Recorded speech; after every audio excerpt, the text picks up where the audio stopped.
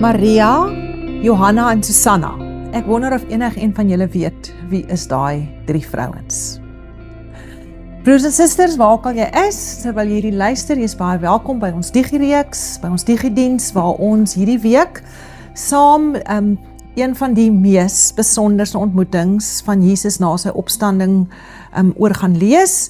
Die eerste persoon wat hom ontmoet, wat hom hoor en wat omdraai en die wêreld gaan vertel. Jy is baie welkom hier. My gebed is, aan die einde van hierdie reeks, waar ons nou oor hierdie ontmoetings gedink het, dat jy die hele tyd jouself sal vra en sê, dat ons is nie net besig om historiese ontmoetings van te lees, waar Jesus ver in die verlede mense ontmoet het en vir hulle iets laat beleef het nie. Ons lees hierdie stories omdat ons aan die einde van die dag eintlik vir onsself wil vra, wat doen die opstanding in my lewe? Die opstandingskrag, waartoe stuur dit my, hoe dat dit my dink, wat maak dit met my angs, wat maak dit met my vrese, hoe laat dit my lewe anders lyk, omdat ek ook 'n ontmoeting met die opgestane Here gehad het. Mag jy vandag God se teenwoordigheid beleef, en mag jy daar waar jy is, jouself herinner daaraan, die Here het opgestaan, en hy leef ook in jou. Amen. Ek wil net 1 of 2 afkondigingkies doen voordat ons verder gaan, omdat dit ook vir ons belangrik is om hierdie digi-gemeenskap te verbind aan die goed wat ook plaaslik gebeur. En dit is maar net om te sê dat komende donderdag het ons hemelvaartdiens in die middag 1:15 tot 1:45, terwille van die wat net tussen 1 en 2 werk het by Wellington Moedergemeente, en in die aand 7:30 tot 7:30 by Wellington Noordgemeente is daar onderskeidelik dienste waarin ons ook die hemelvaart gebeurtenis gaan herdenk. Jy is baie welkom om dit by te woon in persoon indien jy in die dorp is, en dan neem dit ons natuurlik na Pinkster toe, wat volgende week in Sondag in die onderskeie gemeentes begin, tot donderdag aand en dan met Pinksterfees Sondagoggend. As jy hier is en dit is enigstens vir jou moontlik, skakel gerus ook by 'n geloofsgemeenskap in, om hierdie baie besonderse tyd van afwagting saam met ons te vier, en bid, as jy nie hier is nie, asseblief ook vir wat die Here in ons dorp en in ons gemeenskap oor hierdie Pinkstertyd wil doen. Dit is wonderlik om te weet dat julle ook op so 'n manier deel kan neem aan ons geloofsgemeenskap. Terug by Maria, Johanna en Susanna. Dit was nou vir my lekker om oor die 3 vrouens te lees. In Lukas 8 ontmoet ons hulle, wanneer daar oor hulle vertel word, dat hulle die 3 vrouens, en natuurlik nog ander ook, maar hulle name word genoem, as die 3 vroue wat uit hulle eie middele uit, vir Jesus en sy disippels versorg en gesorg het, terwyl hulle met die bediening besig was. Hulle was die vroulike disippels, wil ek amper sê. En die Maria is een van die baie Marias waarvan ons in die Bybel lees. Daar is Maria, Jesus se ma, wat natuurlik aan ons almal bekend is. Daar is Maria, Lazarus se suster. Daar is Maria, die vrou van Klopas, wat saam met die Maria waar ons nou gaan lees, by die kruis is. Dan is daar Maria, Johannes se ma, en dan die Maria van vandag, die formidabele vrou wat ek dink die verbeelding van die kerk nogals aangegryp het oor die eeue, met die naam van Maria Magdalena, of Maria van Magdala, die dorpie waarvanaf sy gekom het. Hierdie vrou is 'n opspraakwekkende figuur, maar waar rondom daar ook nou al verskeie samesweringsteorieë oor die eeue ontwikkel het binne die kerk. Maar al wat die Bybel van haar vir ons sê, is die vertelling in Lukas 8, waar daar vertel word dat Jesus ook 7 geeste uit haar uitgedryf het. En dit is die Maria wat 12 keer in die evangelies genoem word, en deur al die evangelies geskryf word en vertel word as een van die ooggetuies by Jesus se kruisiging. En dan, die mooiste ontmoetingsstorie, wat ons lees in Johannes 20, waar sy die eerste persoon is, wat die lewende Jesus sien, en wat dan gestuur word, om dit te gaan vertel. Hierdie is te 'n mooi storie, om nie van begin tot einde te lees nie. En al doen ons net vandag dit, wil ek jou uitnooi om saam met my bidend te luister, na wat Johannes 20, vers 10 tot 18 vir ons vertel, oor hierdie besonderse ontmoeting. Ek lees dit vir ons uit die boodskapvertaling. Daarna is die 2 daar weg, elkeen na sy eie huis toe. Maria het by die graf agtergebly en hartseer gehuil. So deur die trane het sy by die graf ingeloer. Daar, presies op die plek waar die liggaam van Jesus gelê het, het twee hemelse wesens gesit. Hulle het helder wit klere aangehad. Die een het gesit waar Jesus se kop gelê het en die ander een by sy voete. Vir wat huil jy so, vra hulle haar. Hulle het my Here se liggaam hier weggevat en ek weet nou glad nie waarheen hulle haar gevat het nie, sê Maria hartseer. Met die kyk sy om. Daar sien sy iemand staan, dit was Jesus, maar sy het hom glad nie herken nie. Jesus vra haar toe, waarom huil jy? Vir wie soek jy? Maria het gedog, dis die man wat in die tuin werk. Asseblief meneer, smeek Maria, as jy hom uit die graf gevat het, sê my tog waar sy lijk nou is. Ek sal dit vat en verder daarna kyk. Maria, sê Jesus. Sy swaai vinnig om, Rabbi, roep sy in Hebreëus uit. Moenie my vashou nie, sê Jesus. Ek het nog nie na my vader toe teruggegaan nie. Gaan liewer gou terug na my broers toe. Gaan sê vir hulle, ek gaan terug na my vader en julle vader. Ja, ek is op pad na my God en julle God. Maria Magdalena is toe daar weg na die ander volgelinge van Jesus toe. Ek het die Here nou net lewendig gesien, roep sy uit. Opgewonde vertel sy alles wat Jesus gesê het. Daar's 'n skuif in 7 verse wat gebeur van 'n baie teleurgestelde, hartseer, ontwrigte vrou na een waarvan die boodskapvertaling sê opgewonde vertel het. Daar's 'n paar goed in hierdie teksvers wat ek dink ek net vandag vir ons wil deel. Ek dink nie of ek is nie seker daarvan ek gaan dit 100% genoeg na jou lewe toe vat nie, maar ek wil net vir jou dit uitwys en dan vir jou nooi self te luister oor hoe hierdie goed wat ons in die teks lees dalk ook in jou lewe kan gebeur om ook daai skuif in jou lewe te laat gebeur. Die eerste is sommer in vers 11 waar ons moet oplet dat Maria die een is wat bly staan het, sê die een vertaling. Die vertaling wat ons gelees het, sê sy het agtergebly, party vertalings gebruik die woord sy het vertoef. Ek het gedink, vir 'n wêreld wat baie waarde aan spoed heg, wat waarde aan heg dat ons vinnig inkom, goed bekyk, afhandel en aangaan, vertel hierdie storie eintlik vir ons 'n teendeel, 'n alternatiewe manier van leef. Ons sien hier van 2 disippels wat ingegaan het, gekyk het, omgedraai het en aangegaan het. Maar ons sien een disipel wat vertoef het, wat bly staan het, wat nog 'n bietjie rond beweeg het en nog 'n bietjie gehang het. En ek het sommer net hierdie week daaroor gewonder oor hoe dikwels mis ek nie dalk 'n ontmoeting of 'n gebeurtenis in my lewe omdat ek te haastig is nie.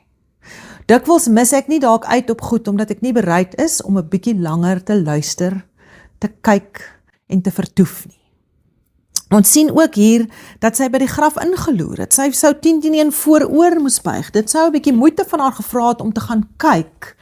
En ek dink hierdie verhaal nooi ons heel eers uit om 'n bietjie weer ons spoed te bedink.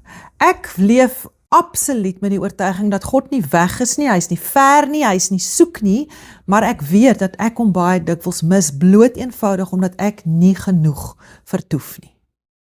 Dan gaan die storie natuurlik aan. Ek gaan nou nie oor die engele praat nie, daar's baie wat mens daaroor kan sê en verbind aan stories in Exodus, maar ek wil praat oor die setting waar hierdie storie afspeel, die tuin. Dis asof daar 'n totale nuut skepping in Maria se lewe hier gebeur, maar baie spesifiek in 'n tuin. Ons weet dat God se storie met mense begin in 'n tuin. Hy het 'n tuin geskep waarin hy saam met sy mense wou leef.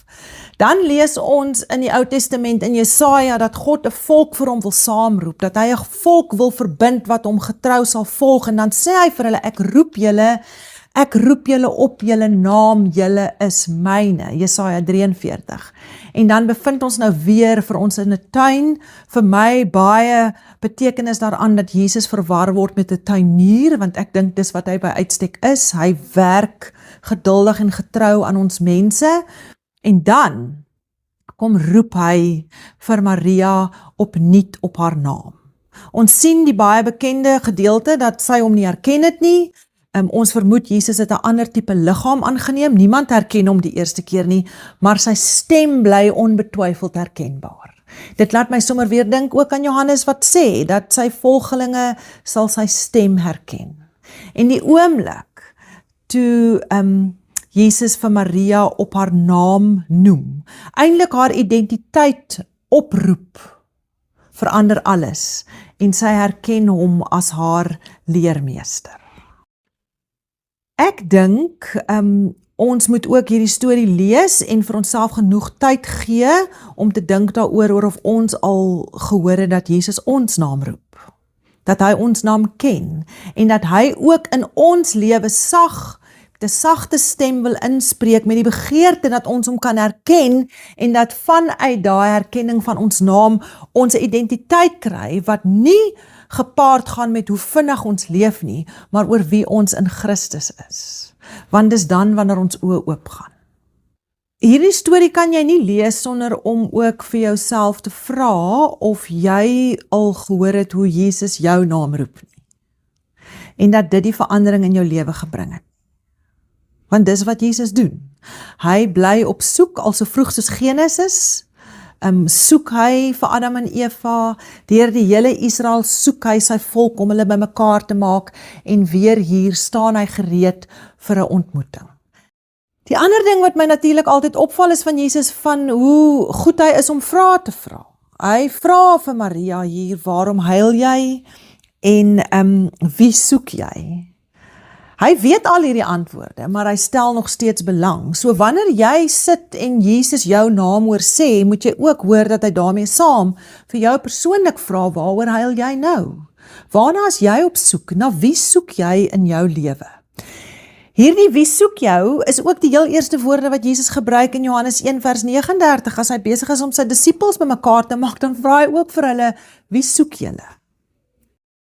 Ons is maar altyd op soek. Dit is wat ons doen. Ons is heeltyd besig om te gather, ons is besig omdat ons goed by mekaar wil maak en omdat ons op soek is. Maar op die ou end van die dag in hierdie storie hoor ek ook net, dat ons soektog sal eers tot vrede kom die oomblik as ons Jesus hoor ons naam sê. Want toe sy Jesus hoor sê Maria, toe weet sy, dis wat sy soek haar Here, sy soek haar leermeester. En dit is ook 'n gebeurtenis wat vandag nog in ons almal se lewens moet gebeur, wanneer ons regtig disippels van Jesus wil wees. Want dis natuurlik waarna toe hierdie storie dan gaan, né? Ons lees dat Jesus sê, moet my nie vashou nie. En dan kom 'n totale nuwe dinamika. Jesus verander nou van Rabboni na broer. Hy stuur Maria nie om vir sy disippels te gaan vertel nie, maar vir sy broers, vir sy naaste, vir sy familie te gaan vertel. En hy sê dat my God, julle God. Ons hoor daai mooi persoonlike verandering in Jesus se stemtoon en asof Jesus homself nou onmiddellik in ons kring, nie meer verhewe nie, maar as deel van ons identifiseer.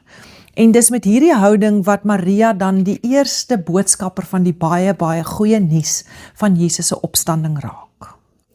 Ek sien in my kop die prentjie van kom en gaan. Amper soos 'n brander wat intrek en uitstoot. Ek sien van 'n stopstraat wat rooi is en wat groen is. Dis die beweging wat ons ook in ons eie lewe nodig het wanneer ons disippels en vertellers van die goeie nuus wil wees wat die wêreld verander. Dit begin altyd eers by kom. Dit begin altyd eers by herken. Dit begin altyd eers met intimiteit by Jesus en die Jesus wat ons dan stuur. Wanneer ons probeer gaan om die wêreld te verander vanuit ons eie krag en van ons eie vermoëns en vanuit ons eie besig wees, is daar geen krag daarin nie. Maar wanneer ons besig raak vanuit 'n vertoef, vanuit 'n vashou van Jesus en dan vanuit 'n Jesus wat ons stuur, die wêreld gaan so 'n mooi plek raak. Hierdie storie het so baie kante en dieptes en hoogtes. Ek wil jou maar net vanoggend vra, kan jy ook met opgewondenheid vertel, ek het die Here gesien? Kan ons dit sê? Kan ons dit vertel? Kan ons getuig oor ons wat die Here ons naam hoor sê het? Want dis wat die opstanding vir jou en vir my ook wil kom doen. Dit wil my nie net vertel van die eerste vroulike, interessante karakter wat vir Jesus ontmoet het nie. Dit wil vertel van die Jesus wat vandag opgestaan het en 'n Letty ontmoet het. Wat vir 'n Letty gesê het, my God is nou jou God. My Vader is julle Vader, is jou Vader Letty. Gaan en gaan leef en vertel dit vir die wêreld. Die opstandingskrag van Jesus is wat die verskil is van ons geloof, van enige ander geloof in die wêreld. Mag ons dit in ons inneem en gaan om daaroor te gaan getuig. Amen. Here, dankie vir hierdie herskepingsverhaal wat ons vanoggend lees in die tuin, met 'n besonderse, interessante vrou en die opgestane Jesus.